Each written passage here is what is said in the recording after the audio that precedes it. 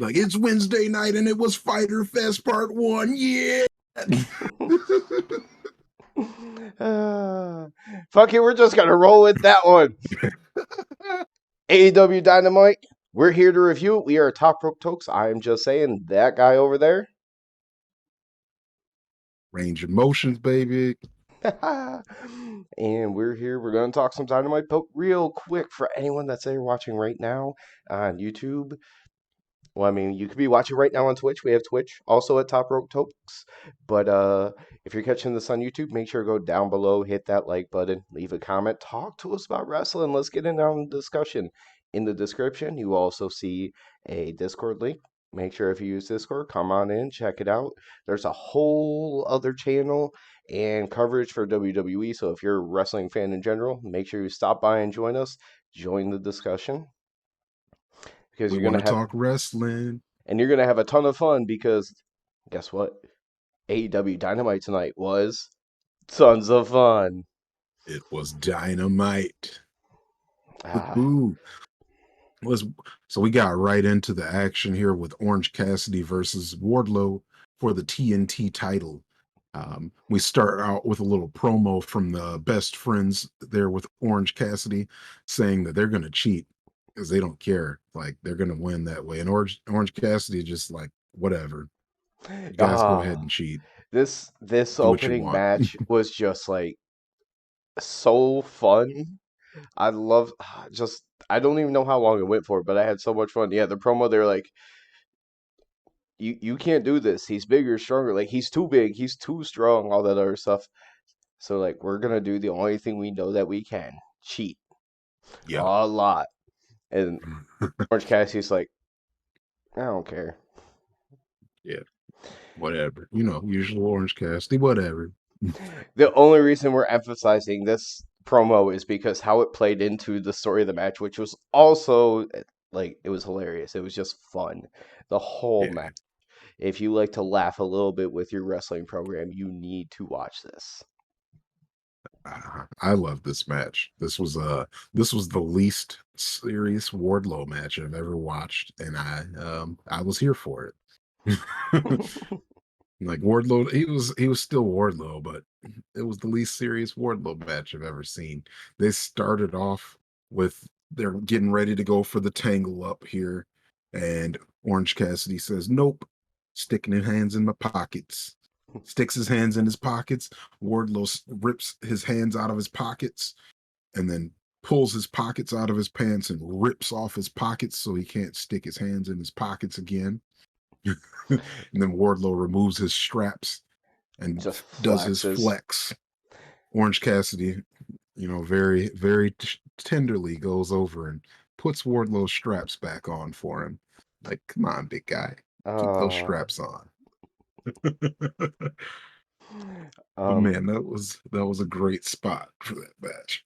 and there was just even outside of like the fun because you get back to some kind of fun stuff later as well. There was a lot of it's exactly what you expect kind of thing. Wardlow goes for a power move. Orange Cassidy counters. A lot of his moves aren't doing a ton of damage. One thing that I made a note of early on was Orange Cassidy went for a head scissors takeover, and as Wardlow would have been flung to the ground away, does a cartwheel out of it, lands on his feet, no big deal. Yeah, Wardlow's surprisingly nimble He has to for remind someone you that of it. just does Goldberg. Yeah, because they like only let him do Goldberg stuff most of the time, so you forget that he can actually do things. Here and there with the occasional swan time, but that yeah, it's like power, power, power. But it's like, oh, this guy's really, really fast and can move. Yeah, don't worry, I got you. Yeah, yeah, we got a lot of good spots in this match. Let's see here. Wardlow gets ready to go for. Is this?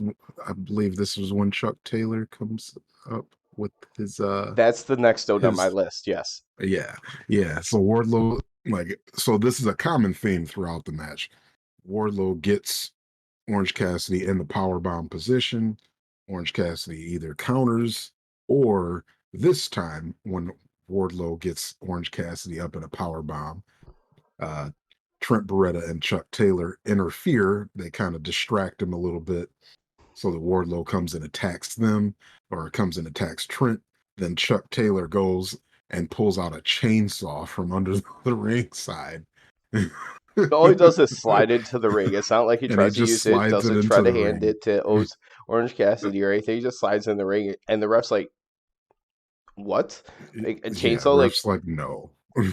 when they said they were going to cheat a lot, usually you just think the amount of times cheating may happen, not like, No, they just "Hey, meant the first one time. distraction is going to be as extreme as possible." Yeah, they just meant one time movie serial killer. Gonna Uh, bring out that chainsaw on you. but that gets them kicked out eventually. A ref, I believe it was Bryce Remsburg. Like at one point when he's talking to him, he's like it was just a disbelief thing. Like really, like why randomly a Yeah. chainsaw Yeah, like a chainsaw, dude. Come on. got to go? Yeah, gets them, but yeah, that gets them kicked out of the ring, out of ringside. Um, Orange Cassidy and Wardlow end up on the outside of the ring Hold here. on, hold on. That whole distraction led to the orange punch way he went for, and Wardlow turned around and just caught his hand like this. And he Yeah, backed him all the way to the ropes on the other side. And since he was in the ropes, there had to be a rope break, and that's when Orange Cassidy got to do his kicks. Or sorry, no, he did the kicks when he was holding his hand, and then Wardlow backed him all to the way to the ropes, and then they split, and then he kind of like Euro step basketball style over to hit the final kick, like in the super kick. Just had to bring back I must have, like I must have turned away for a quick second there.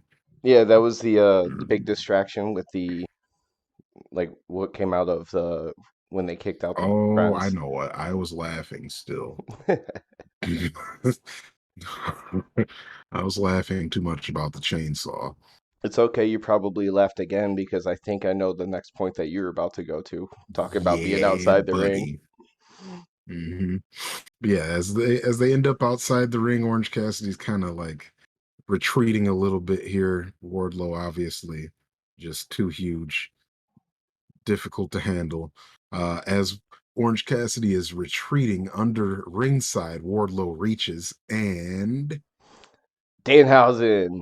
But he knew that he was it wasn't that Danhausen got like the drop on him. He was like Wardlow knows all the tricks. He just reached in there, pulls him out, and he's just sitting there holding Danhausen like this and acting like he's gonna hit him or something. Danhausen like kind of scared, like acts like he's gonna start to curse him, and then goes, "Nope, nope," pats him on the arms. He's like, "You're good, I'm gonna leave." And he just lets Danhausen go, walks off. He's like, "Nope, not doing it."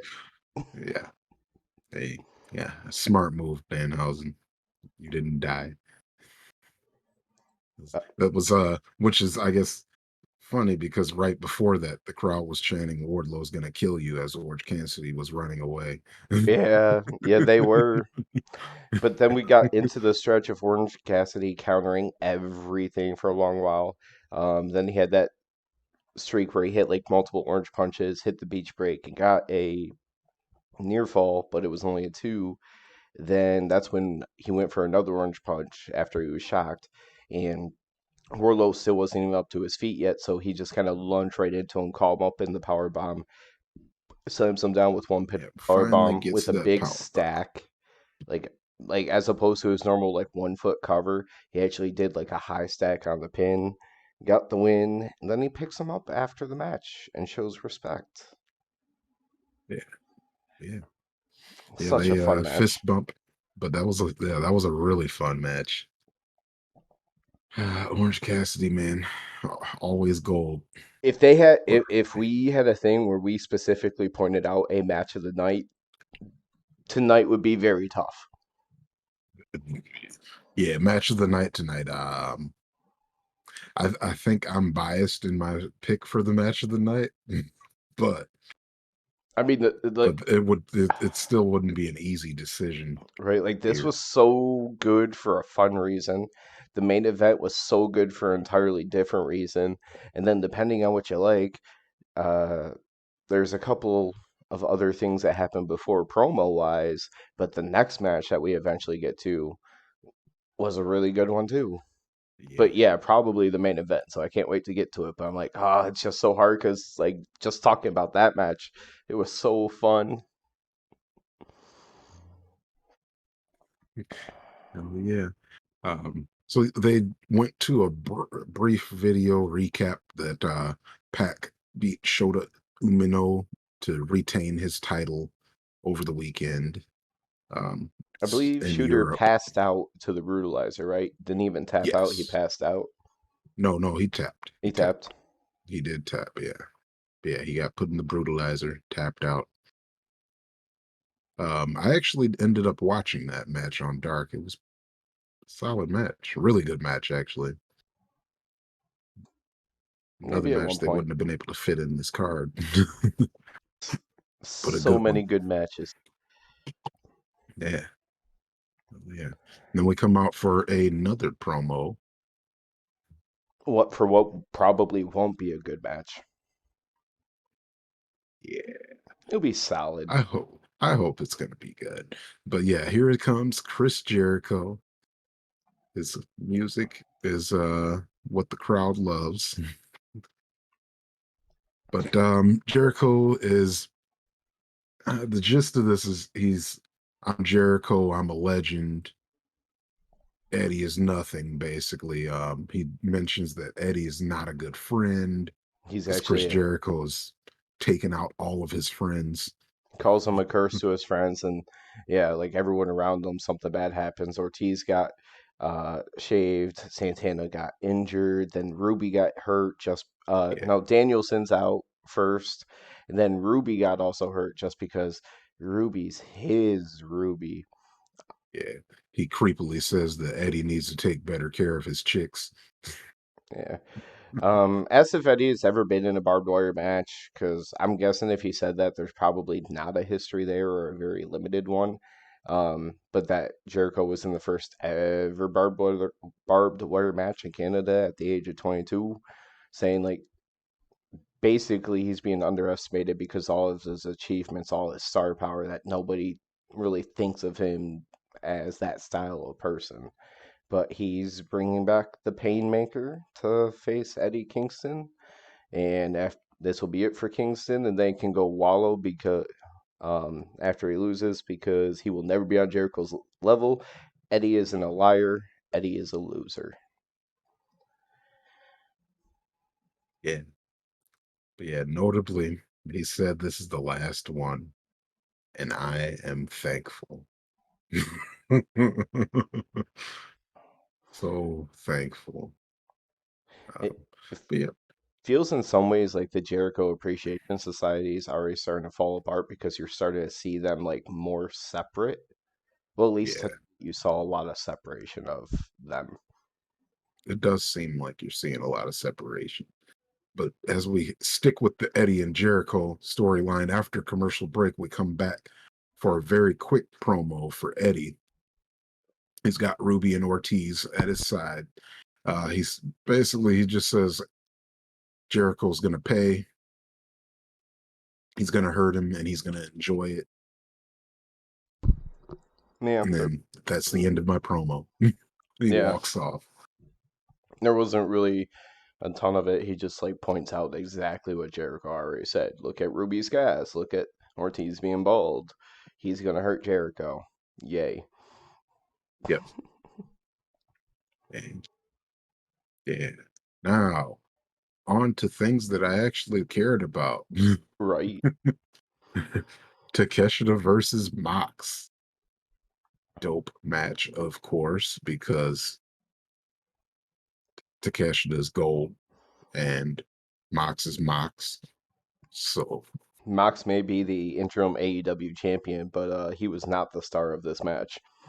no, no, Um, no, no. Regal did point out very early on commentary that when the BCC is training out around on the mats and stuff during the day, that Takeshita's always in there watching, observing, learning, really kind of furthering the idea of something that you and I briefly talked about.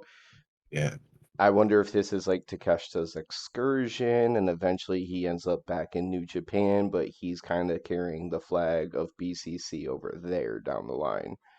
because it is in some ways following a little bit of a Wheeler Yuta kind of story where he faced multiple guys from like that group, got a lot of praise from Regal, that kind of stuff, and he does throw strikes a lot during this match with Mox, so it's not, outside of his style entirely.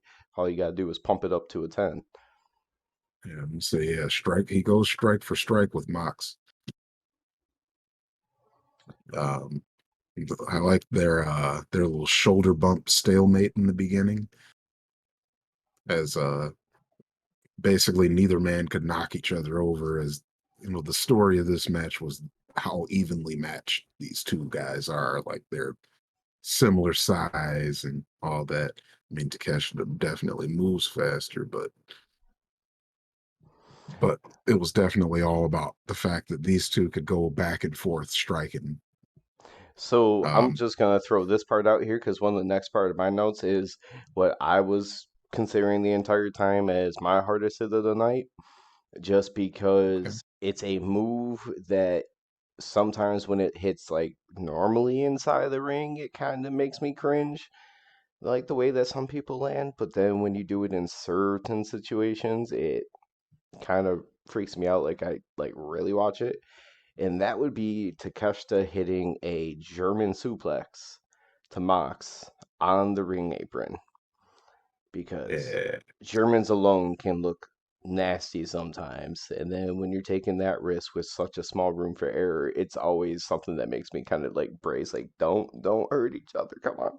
yeah, yeah, and that was one big thing that commentary brought up during the match was that basically Takeshi is a master of the German suplex. Like he did a report in high school on the German suplex. Hmm. I think So he it's like a, trained directly like under like the master of it, they said, didn't they? I think so. Yes. Hmm. Yeah. So, but yeah, that was a dope German. Yeah, it's just always one of those spots that when I see it, I have to kind of brace myself. I'm like, yeah, I can't imagine landing like that anymore. Like maybe when Yeah. I was like 13, throw me around, I feel like I can bounce off anything. But like now I'm just like, so I'm in the Like hospital the for a month. outside don't bounce. Yeah, like the outside of the ring doesn't give like the middle does. Mm. That's a Yeah, this hospital match trip. is a ton of strong strikes. Um, so Takeshita got busted open during the commercial break. They said it came from a kick from Mox. I didn't see that it came from a kick. It just looked like it came out of nowhere. But notably, he's bleeding out like Yep. everywhere throughout this whole match. Yep. Eventually I know he got the upper hand again though, and he hit a frog Mhm. splash, but Mox kicks out. Yeah, They had a nice back and forth towards the like really good back and forth towards the end, just kind of you and I talked about whether or not you believe that Takeshita could win this match. Like I was thinking no, yeah, it wasn't going to happen, but there was a small enough chance there that when this match was happening and towards the end, I was like maybe, maybe. yeah. Yeah, when he landed that frog splash, I thought that was gonna be the 3 count there, but when Mox kicked out, I kinda knew at that point that it wasn't gonna go his way now. It's but at the end that like you were saying, that, counter, like, just that whole sequence with Mox going for a paradigm shift, Takeshita countering, Mox going for it again, getting it, hammer and anvil. That's still not enough to end Takeshita. Like, Yep, he ends up getting him into the choke. After Mox wins with the choke. He's sitting over in the corner, and we were trying to figure out is that his blood or Takeshita, but you could see some streaming down. So mhm, at some point, very end of the match, like the very end of the match, we believe I believe it was Mox that got bust open, but it yeah, was very, yeah, it very might have late been, in the match. yeah. So yep, they might have been both bleeding here. Another great match with Takeshita, another loss. at least he's putting in great matchups with the champion But and kind of building towards something because you can definitely tell they're building him. yeah, yeah, as they need to, because incredible he is every time. And that, of course, will give him chances as they build him to develop more of a like a character, personality, Mhm. and I that's what did he's really notice going to need. during this match he's shown a little bit like it's not that he doesn't show emotion, but he definitely showed a lot more Hmm. emotion than he usually does. He's yelling and hyping up the crowd a little bit more. Well, let's face it, though, it's pro wrestling. Unless you're talking on the mic, you ain't got a chance of winning anything, Right. Yeah. or at least Yeah. have somebody talking for you, and he doesn't have either right now. Yeah. I'm gonna say they need to get someone who's very fluent in both to be his like manager because I need more Takeshita. Hmm. And Yeah. as opposed to a spotlight matchup, like matchups that actually matter. Yeah. Yeah. Like matchups where they like give him a chance. Do you want to talk about Uh, the next thing? Because it's going to be very All quick right. either way. Yep. Yeah. Yeah. I'll talk about it because I got like one line about this. Here's a House of Black promo. Brody King wants Darby Allin. The only thing that was notable to me in this is that Brody King actually spoke. Oh yeah. Um, it was because after the match, Darby came out and gave him respect. After his world title match, he was like, "I don't need your praise, I don't need your respect." When we came back, commentary noted that Brody attacked Darby at a promotional event over the weekend. Yeah, he slammed him through a table at a signing or something. Yeah, As much as like Malachi, like you should be able to talk a little bit. I don't know. I just don't enjoy these vignettes and the way that they talk. It's just not my style. I like him in the ring, but agreed. it's not for me. Now, Agreed. now the next Hey, person has been on a roll whenever he talks. Because next we got yeah. Christian Cage coming out with Luchasaurus. Yep. Unless I'm like, I know I walked away Yep. at No, one that point, but it that wasn't here. no, that is next. But the weird Um, thing is we never saw a Varsity Blondes entrance, but they're already in the ring, right? yeah. Yeah. I at first had no idea what he was talking about. It's normal if Because you he go just to a went match. straight in. Yeah, like he just so Cage comes out with the microphone before Luchasaurus gets the match, um, and he starts talking shit about Brian Pillman's mullet, how garbage it is, But it fits and in I'm like, Georgia. yeah, but you didn't like we didn't know who Luchasaurus was facing or anything like that, so it was like, wait, what? Why is he talking shit about the Varsity Blondes? Like nobody's seen them in forever. Yeah, like literally did not see them on TV, and yet he's talking to them. Yeah. And then they finally showed them after a while. Like, oh, okay. So Luchasaurus is going to destroy Garrison here Hmm. later. But we're still not done with Cage talking though. He gets back to the As dead dad line. yeah, he talks about how Brian Pillman's dad was a wrestling legend and he's dead. But Just he like, says that Pillman's dad was overrated. and that he would be appalled to see that his last contribution to the wrestling business was Junior. Yeah. Yeah. And then he goes off on kind of on a tangent here, unless if any of that was interesting to you. But the most important thing here was that they pulled up a big picture of Griff Garrison and mentions to Luchasaurus, doesn't that look like Jungle Boy? And Luchasaurus Which, just takes off down to and the then, ring. yeah, Luchasaurus just menacingly charges down to the ring.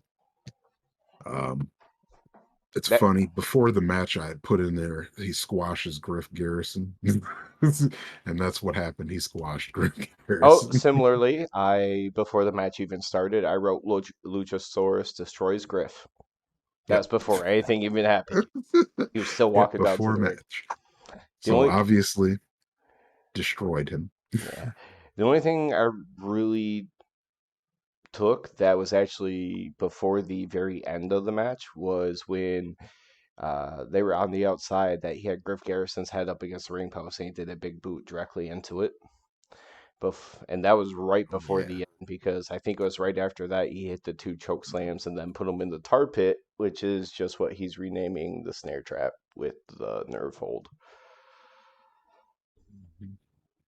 Yeah.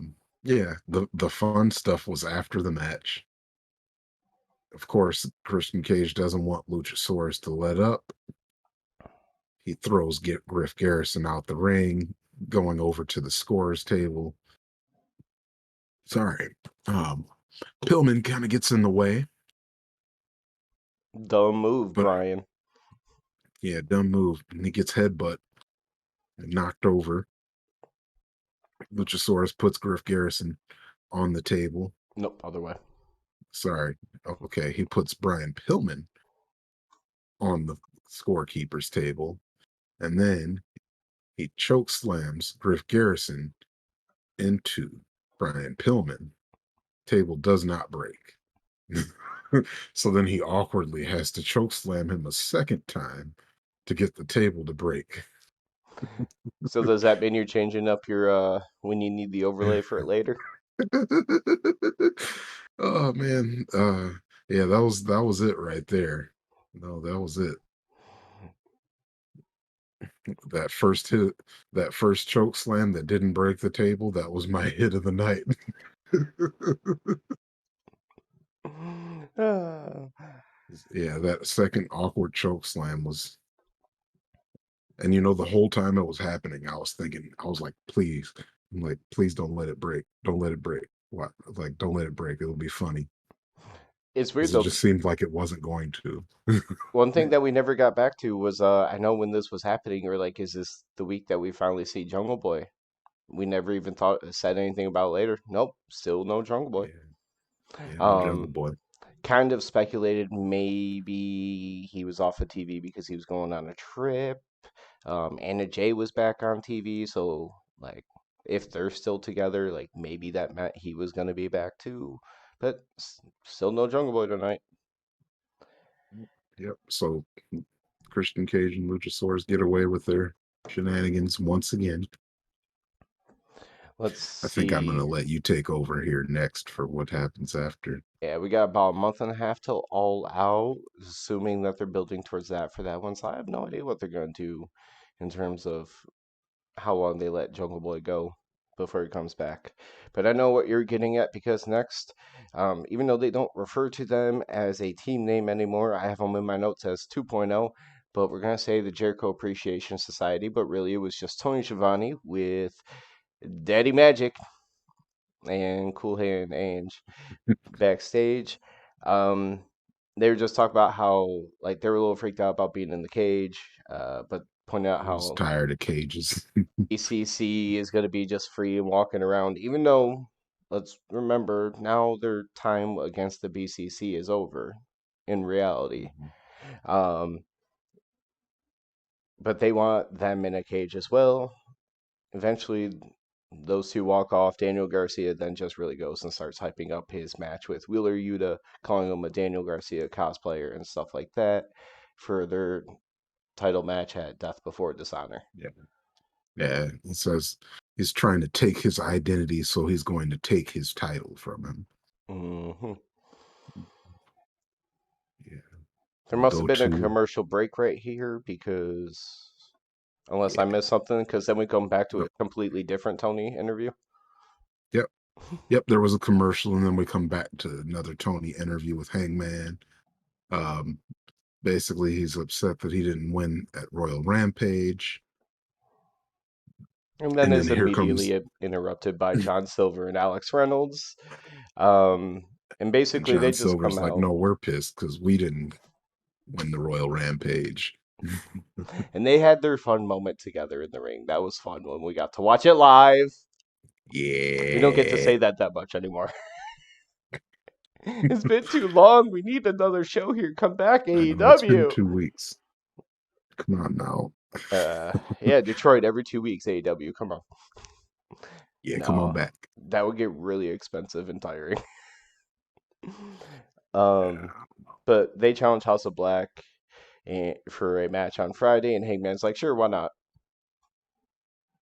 Yeah. Did they ever confirm at some point during the show what the match is going to be I would if it assume. happens? Well, I would assume it would be those three against the three men in House of Black.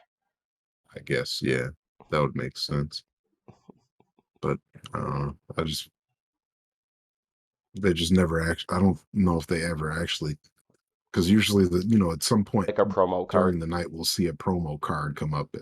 Didn't see one for that. The only thing I do know is at the end of the promo, Tony actually referenced it for being on Friday, but yeah, nothing with the actual like Yeah, match graphic or anything. yeah, yeah. Just all that was all I caught as well as hey, it's going to be on Friday. Hmm. Hey, but man, we had some really good matches tonight. We jump into another great match With Regal between back on Jake Hager. commentary again.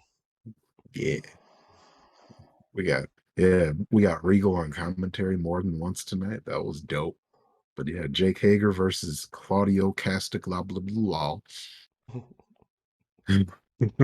Uh, very early on in the match, at one point, Claudio knocks Hager out of the ring, and but at the same time, the fans were actually doing a nice big we the people" chant, and as opposed to like the heel maneuver where one side doesn't want to hear it, Claudio actually nods his head like in approval, and I think we went to commercial right after, but I figured that was good. Yeah, Um, a lot of this match and the commentary team, I will say, there's been a couple of times on commentary I've pointed out in recent shows that the commentary has been great at telling the story about what's going on in the ring. And very early in this match was another example as they talked about how well they know each other. So it wasn't just that they were countering, which you're used to that being a story with familiar people in wrestling, like a very strong counter game. They weren't just countering, they were baiting each other into things because they knew each other so well.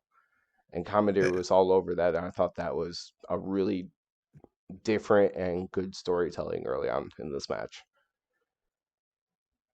yeah.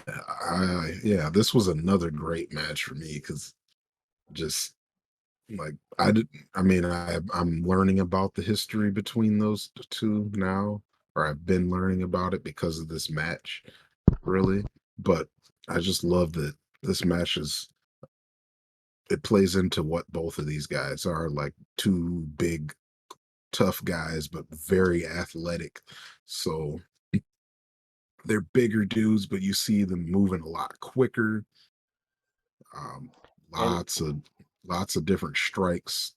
and to be able to just at their size and as you said, like their movement and be everything with their athletic ability, that pop up European uppercut at the end, like to actually get there. Like I'm Yeah, used to like just a little hop where it looks kind of bad.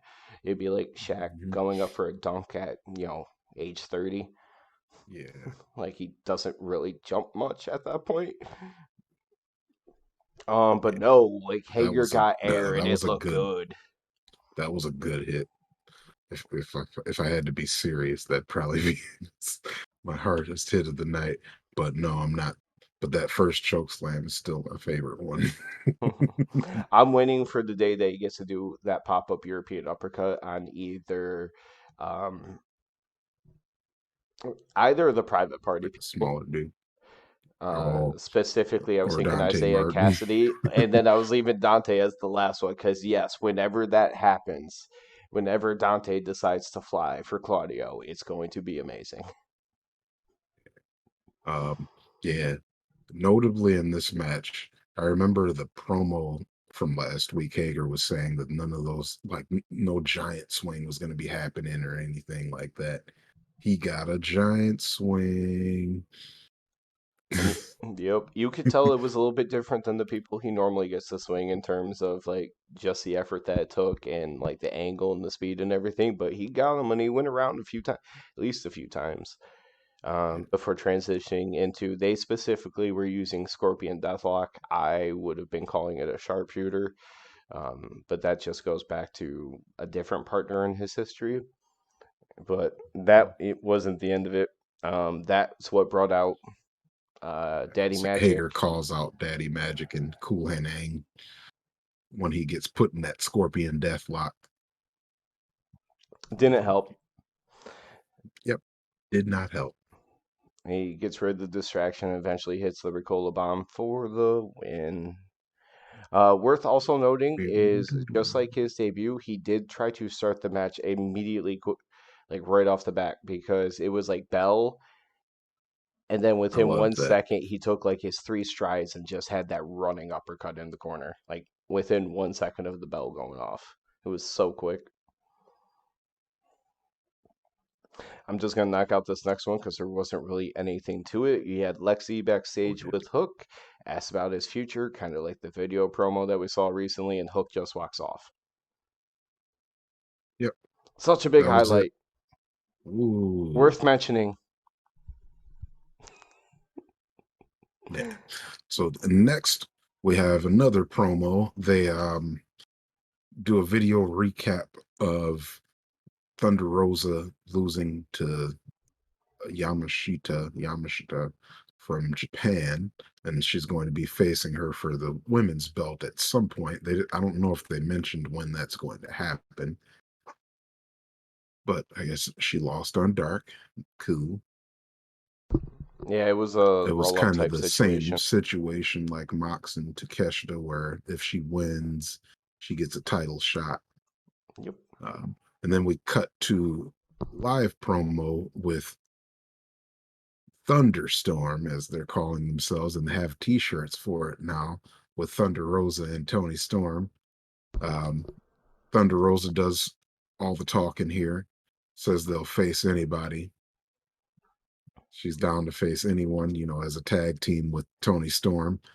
Then here The comes savior of Britt the women's Baker. division. Finally, Britt Baker is back. DMD comes out with Jamie Hayter.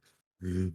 And instantly we get the best women's promo since whenever the last time we heard Britt talk because no one's. Yeah, Actually, I would take nobody's that doing back. I don't remember what last time Britt like really, really talked. The only person that I can remember in recent months that cut a promo even close to her level was the one that Serena Deeb had. That was very emotional and very good. Outside of Yeah, that, it's like this that's was their great. promos. Everybody else. Yeah, I love this one. I'll let you go into a little bit more detail here if you got.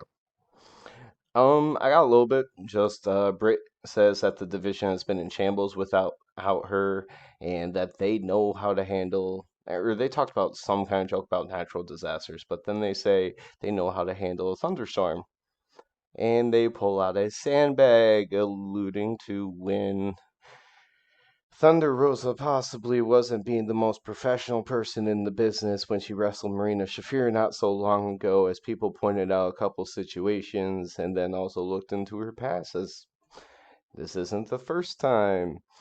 Um, Yeah.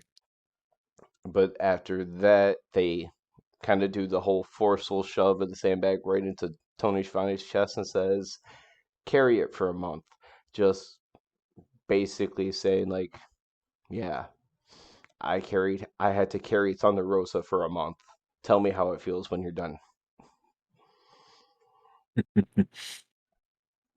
Yeah, I love that promo. Just cut enter. I will say Jamie Hayter did have some lines. Um, I don't remember what they were, Yeah, but just the most important thing was the sandbag.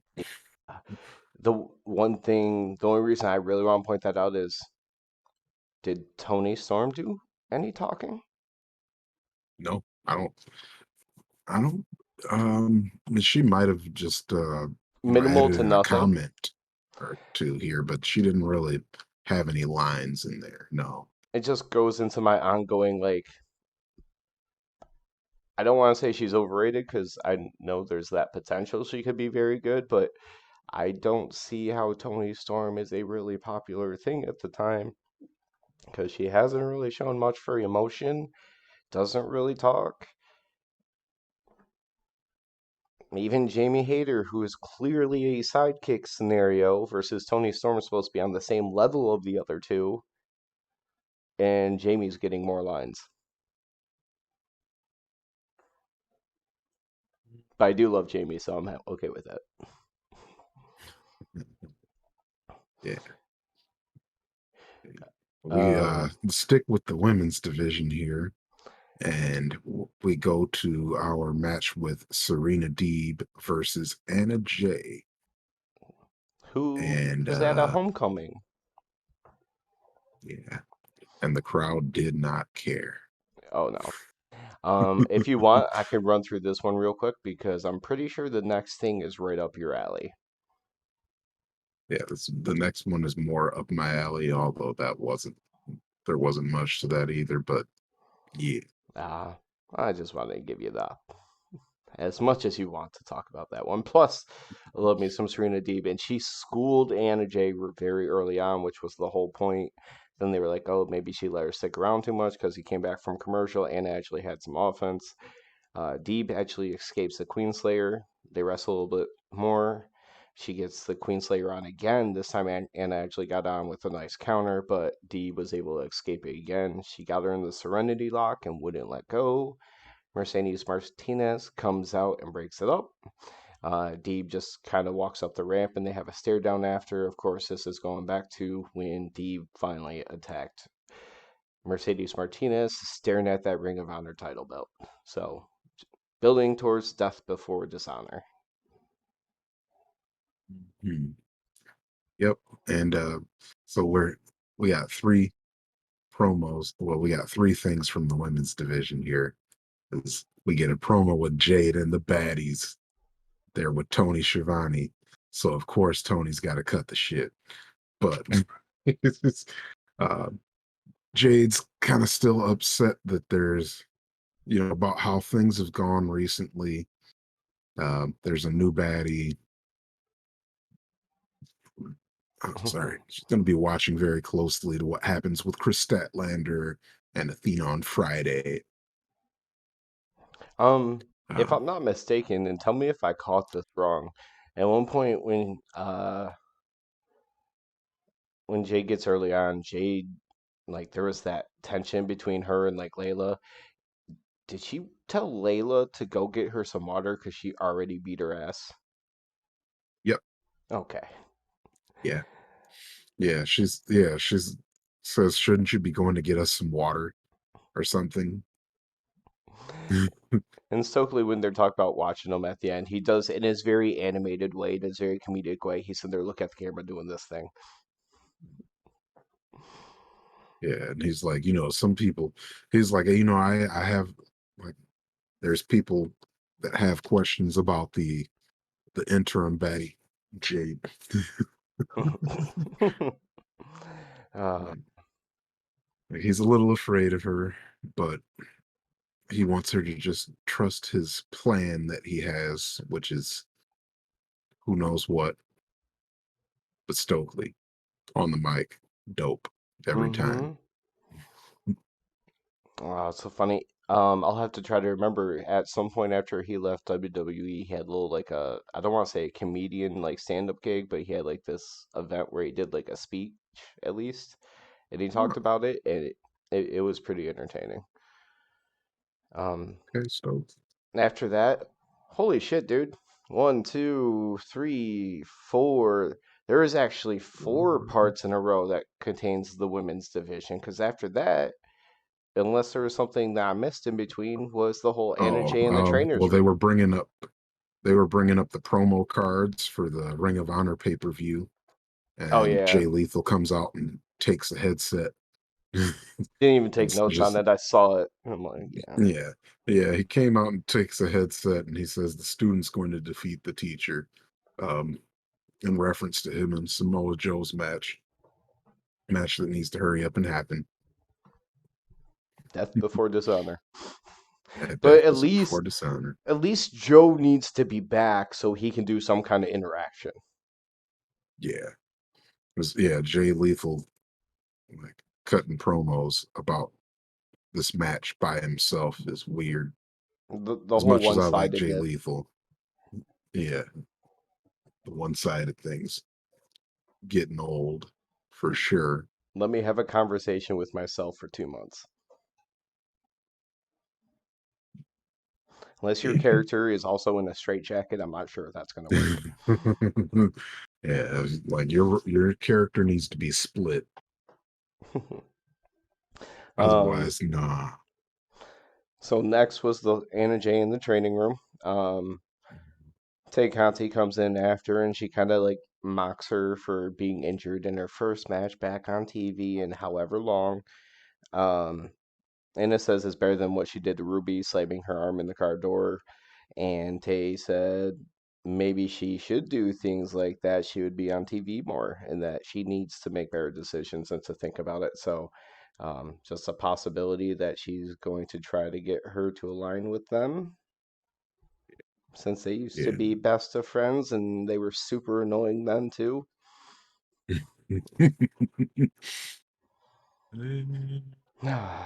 It's okay. Okay, you know what?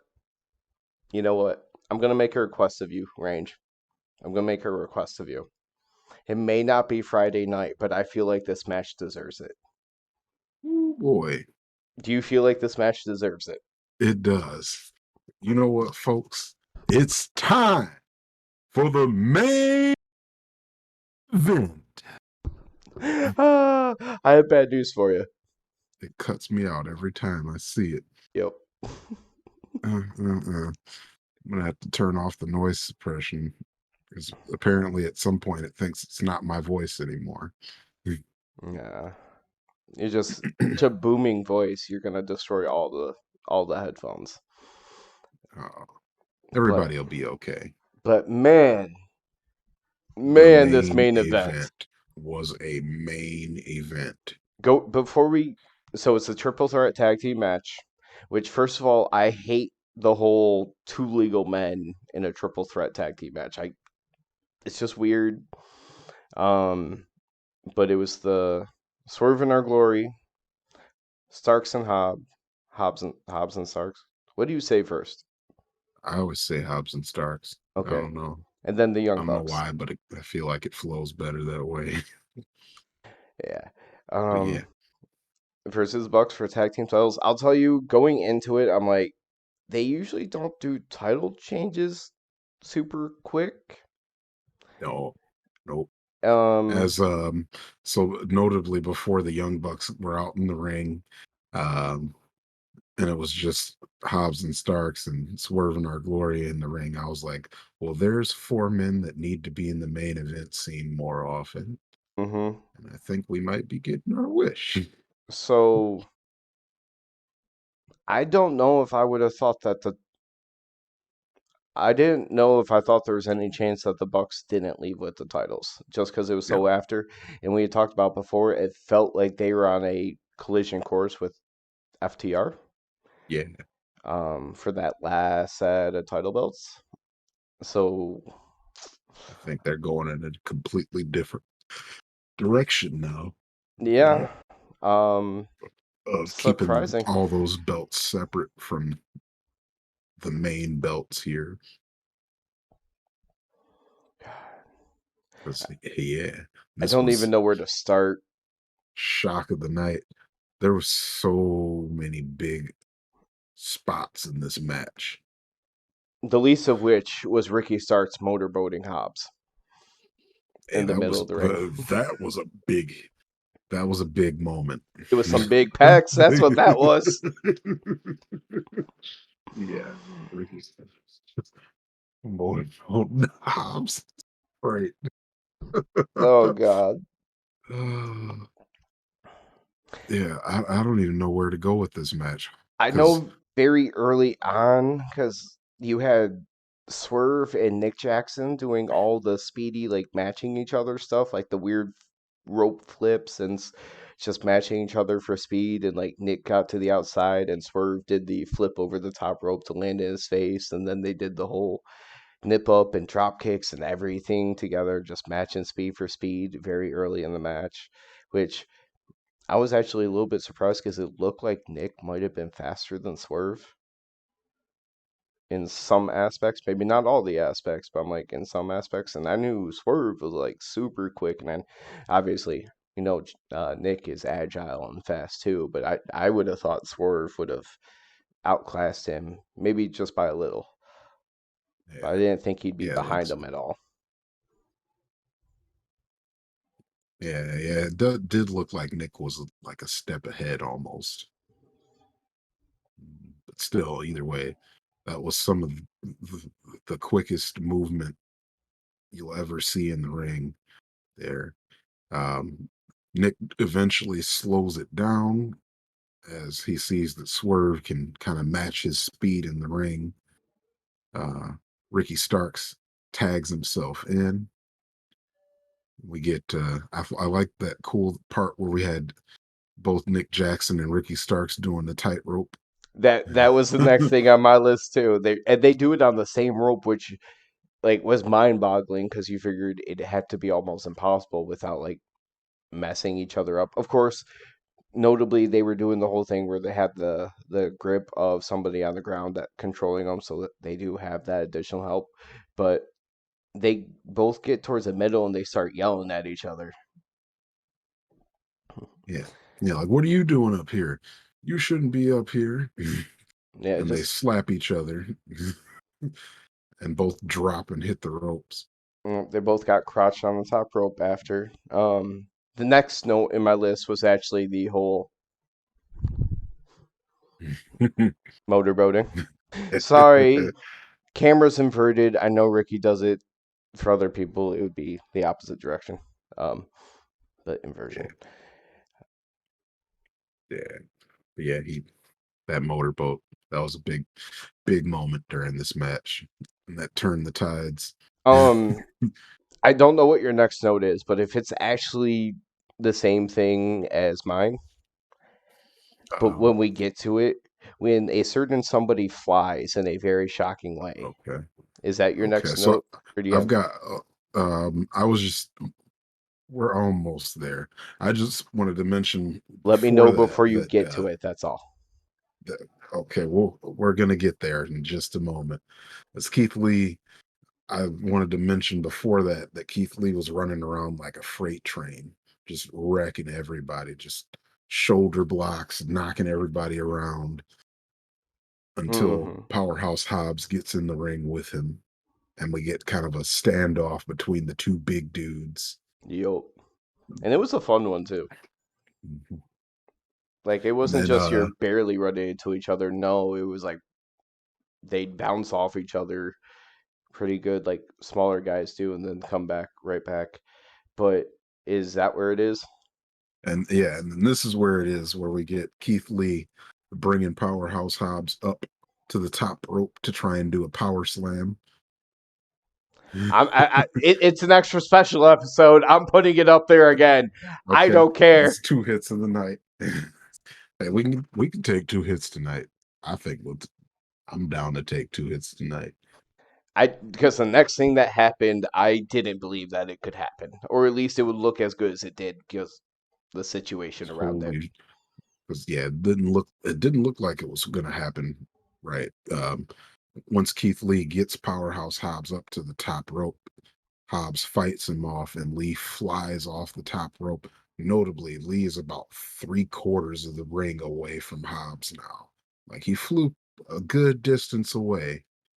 So you don't think anything is going to happen next. But holy shit. Powerhouse Hobbs still frog splashes Keith Lee from 3/4 of the ring. That gigantic man actually landed that frog splash that far away. I don't think I've ever seen He anyone flew like any RVD. yeah.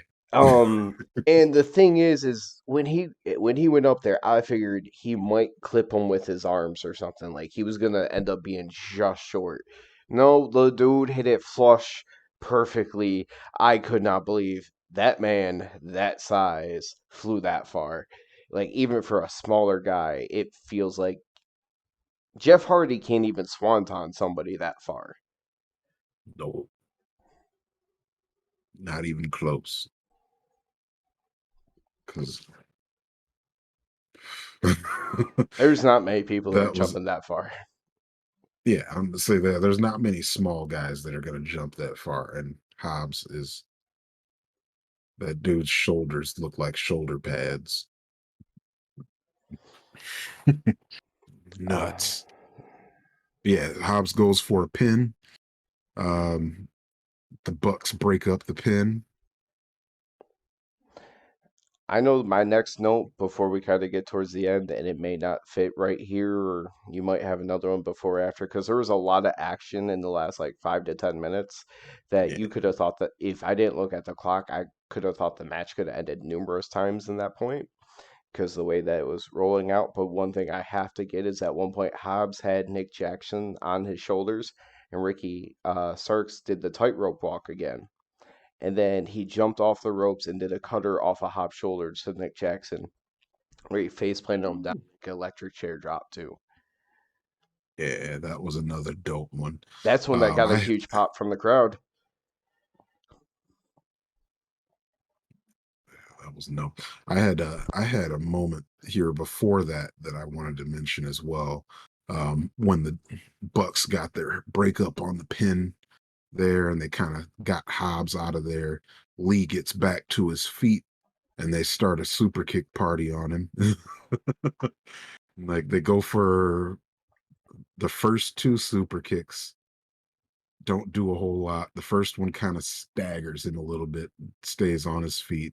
The second one, they drop him to one knee, and then Ricky Starks hops back in the ring with them to join them for a third super kick. So all three of them get one, and they finally knock him all the way down. And they all three pose in the middle of the ring together. And while Ricky's still posing, the Young Bucks kind Mm-hmm. of take him out there. It was an amazing. I mean, there's little things like that, like I remember happening, but this match was so good that just there's good things that are getting left behind left and right because Yeah, this match was amazing. after that I really don't have a note until the end of the match because all you could do is really sit there and watch. So if you haven't watched this match I've yourself, got, you need to go watch it. yeah, yeah, definitely watch this match because it's it definitely is better than the last time that we saw Hobbs Starks and Swerve in Our Glory versus the Jungle Boy Luchasaurus. This match was like over that match. And that match was good, but That this was a was a good match, but awesome. this was, yeah, this was one of my favorite matches in a long time. Yeah. But yeah, we get this one spot in there that I had wanted to mention, which made me think that things weren't going to go the way that they did when Swerve grabbed the belt after the ref was down, and he was looking like he wanted to hit someone over the head with the belt. And he looks over at Keith Lee and he's like, "You're a good guy. I'm not going to do it." Yeah. So And I for was like, "Oh, reference, somebody had the belt before him. The Bucks brought it in. yeah." The Bucks brought the Um, belts in. didn't Ricky or someone end up with it at one point, and then Swerve took it from them? Yep. And then, like at first, obviously with the issues, it doesn't make any sense for Swerve to turn on him. And then the way they was looking at it, it kind of started to make sense. It was more of a, dude, my partner is one of the most like he has so much integrity and everything else. I we can't win this way. Yeah. And it almost cost Yeah. them right then and there. Because yeah, they almost got it because then the Young Bucks get a BTE trigger on Swerve. There's a million times in the end here that you think that this match is over, but Hmm. it's not. Yeah. Starks breaks up the count. This was where I thought Lee and Swerve were going to get the win when they got the I keep forgetting what they're When he calling that. did the like throw off the fireman carry and he hit the discus elbow to the back of the head and Swerve did Yeah. something. Yeah, Yeah. I'm like, oh shit, it's about to happen. Then Hobbs comes in and breaks up the count, and he just power slams everybody in like within quick succession. He spine Dude, busters them and like he hit like three spine busters or of people spine, yeah, he directly on spine top of busters Keith Lee. everybody on top of Keith Lee. This whole match was holy shit, holy Hmm. shit, holy shit. Wow. Let's just put it Because this you keep way. thinking that everybody, like we thought that Hobbs and Starks were going to win after they got their move off. Hmm. Didn't happen there.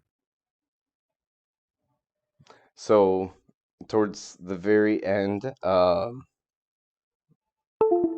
you fucking kidding me?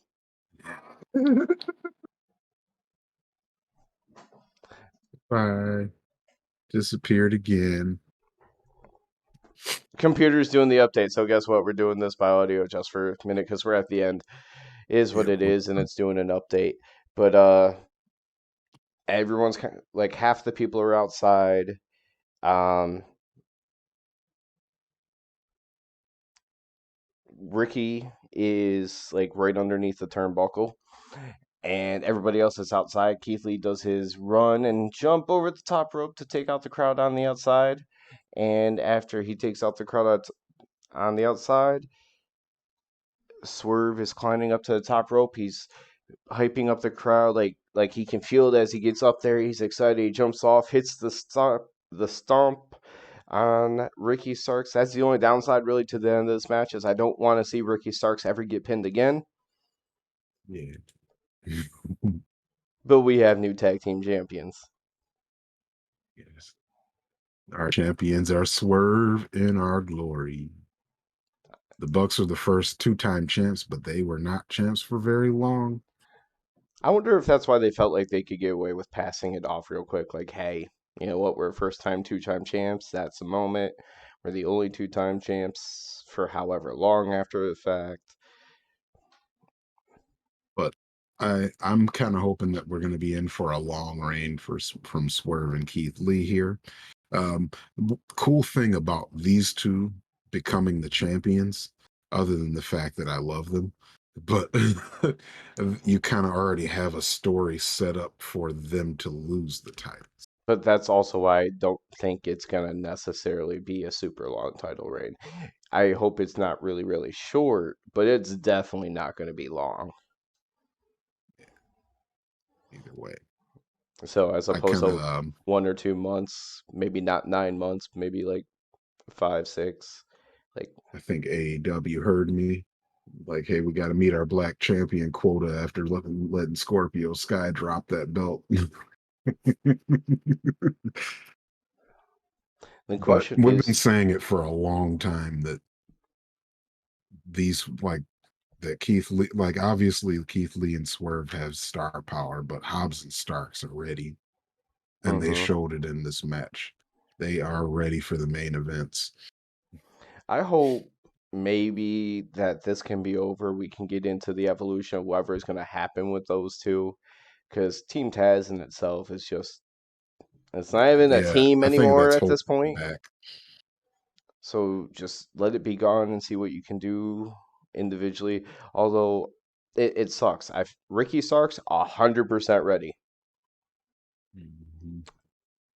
I don't want Hobbs to get lost in a shuffle and feels like he very much could because even though he is a beast in the ring, he has the look in the ring, he knows how to tell a story in the ring in terms of like his face and his expressions.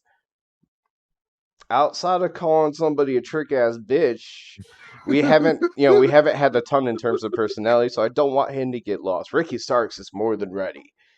Just whatever you do, have something prepared for Hobbs whenever that happens. Yeah, I think Hobbs is great for tag team like he is now because yeah, in the ring he's incredible.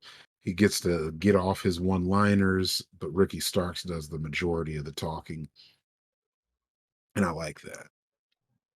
Yeah. I like that for him. But I definitely want to see. I want to see what Hobbs does with the mic in his hand a little bit more, actually. Oh, you want to know what would be great? And I'm not being totally serious here, because if I just say it, you'll look at me like I'm crazy. Do you remember some of his old gear that was like super like airbrushed and super colorful? Not really.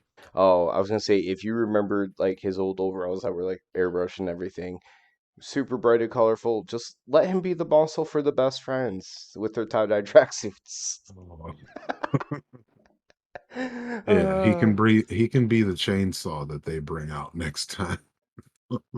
What if his new thing is once he leaves, he literally enters to the ring with them and he just has like chainsaw over his shoulder. He's like, yes, I am the chainsaw. His new one line could be buzz buzz mother.